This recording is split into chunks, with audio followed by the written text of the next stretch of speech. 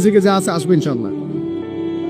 লিখা যদি হয়ে থাকে আসবে না, আসবে ইনশাআল্লাহ। সবর।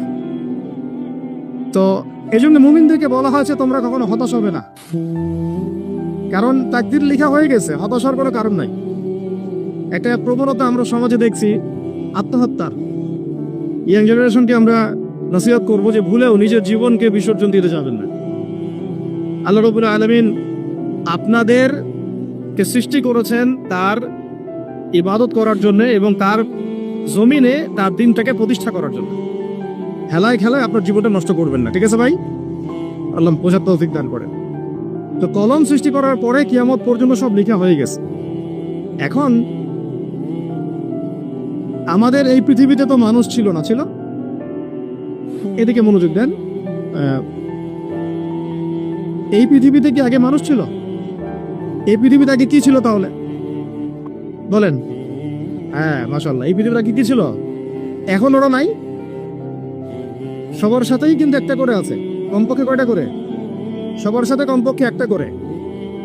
আর কোন কোন জায়গা আছে যেখানে জিনের বড় বড় আখড়া আছে। পৃথিবীতে যে জায়গাগুলো থেকে ইসলাম বিরোধী অপতৎপরতাগুলো চলে, ওখানে জিনের আখড়া বেশি। কথা বুঝতে পারছেন? তো জিন জাতিকে আল্লাহ পাক ধ্বংস করে দিয়েছেন তাদের পাপের কারণে, আল্লাহ দ্রোহিতার কারণে, অবাধ্যতার কারণে।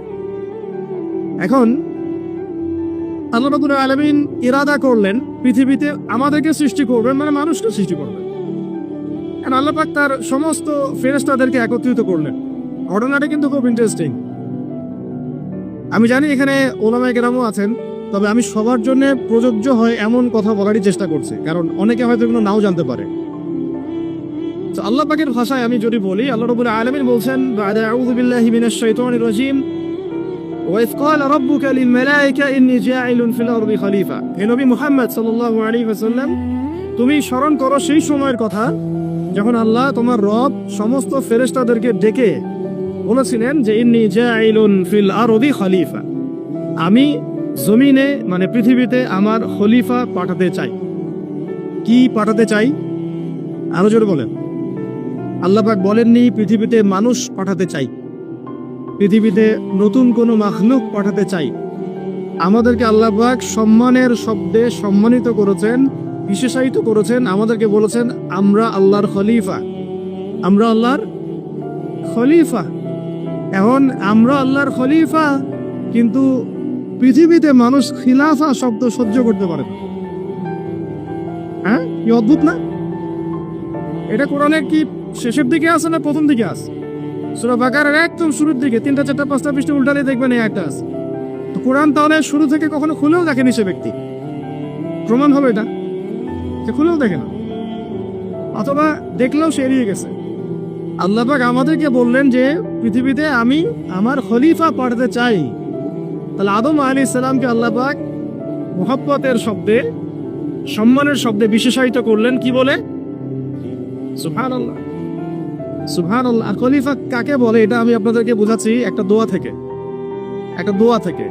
এই যে গাড়িতে করে আমরা বাসা থেকে আসলাম, যখন কোনো সফরে যাই আমরা একটা দোয়া পড়ি, সুবহানাল্লাযী সাখখারা লানা হাযা ওয়া মা কুন্না লাহু মুকরিনিন ওয়া ইন্না ইলা রাব্বিনা লামুনকালিবুন। এতটুকু তো পড়ি নাকি? ভাইলো পড়তে হবে। বই মেলা এসেছি শুধু লেকচার শোনার জন্য না, ছবি তোলার জন্য না। আজকে জীবনটা পরিবর্তন করার নিয়ত করে যাইতে হবে, ঠিক আছে ভাই? বই প্রকাশ করা, ছাপানো, বিক্রি করা, লেখা, এর চেয়ে বড় কথা আমার জীবনটা ইলমের আলোয় আলোকিত করা। আমি বই লিখলাম ধরেন একটা, আমার মধ্যে সেই আমল নাই, লাভ নাই। লাভ আছে? আমি বই ছাপাইছি 100, 200, 500, 1000, আমি নিজেই আমল করি না, হবে? আগে আমল জরুরি। ইলমের সাথে আমলটা খুব বেশি জরুরি। আলেম তাকেই বলা হয় যে ইলম অনুযায়ী আমল করে। আল্লাহ পাক বলেন লিমা তাকুলুনা মা লা তাফআলুন, তোমরা এমন কথা কেন বলো যে আমল নিজেরাই করো না? কাবুরা মাকতান ইনদাল্লাহ আন তাকুলু মা লা তাফআলুন, আল্লাহর কাছে সবচেয়ে গর্হিত একটা অপরাধ তোমরা একটা কথা বলবা কিন্তু আমল করবে না। তো দোয়াটা মুখস্থ করবেন। এই দোয়ার নিচে একটা অংশ আছে, আল্লাহুম্মা আনতা সাহিবু বিস সাফারি। আমার কথাটা শুনেন, খলিফার অর্থটা বুঝেন। অনেকে তো অনেকভাবে ব্যাখ্যা করে। আল্লাহুম্মা আনতা সাহিবু ফিস সাফারি, আল্লাহ তুমি এই সফরে আমার সাথী। সফরে বের হওয়ার সময় দোয়া পড়ছি আমরা, আল্লাহুম্মা আনতা সাহিবু ফিস সাফারি, আল্লাহ তুমি এই সফরে আমার সাথী। ওয়াল খলিফাতু ফিল আহলি ওয়া মালি, আল্লাহ আমি তো বাসায় নাই, আমার বাসার আহাল মালের খলিফা হচ্ছে তুমি আল্লাহ। তাহলে খলিফা শব্দতে কি বুঝলেন? আল্লাহ আমার বাসার আহাল মালের খলিফা মানে কি? আমার স্থলাভিষিক্ত তুমি আল্লাহ, আমি ওখানে নাই বাসায়, আমি সফরে বের হয়ে গেছি, আমার স্ত্রী, আমার সন্তান, আমার মাল, আমার জান, এগুলোর দায়িত্ব তোমার, তুমি খলিফা। কত চমৎকার দোয়া। তাহলে পৃথিবীতে আমি আমার খলিফা পাঠাতে চাচ্ছি, তার অর্থ কি? আল্লাহ রাব্বুল আলামিন এই পৃথিবীতে আমাদেরকে তার প্রতিনিধি বানিয়েছেন। সুবহানাল্লাহ, সুবহানাল্লাহ। তাহলে আমরা নিজেদের আত্মপরিচয় ভুলে গেলাম যে আমরা আল্লাহর প্রতিনিধি পৃথিবীতে, তাই না? আমরা এখন আব্রাহাম লিঙ্কনের পূজা করতেছি। আব্রাহাম লিঙ্কনের পূজা তো বুঝেন না আপনারা, এটা হচ্ছে ওই যে সোকর ডেমোক্রেসি পূজা। আল্লাহ পাক বলছেন ওয়াল্লামা আদামাল আসমাআ কুল্লাহা, আল্লাহ বলছেন আমি আদমকে এই মহাবিশ্বের যত নাম আছে, নাউন্স, ইসম সব শিক্ষা দিয়েছি। সুবহানাল্লাহ।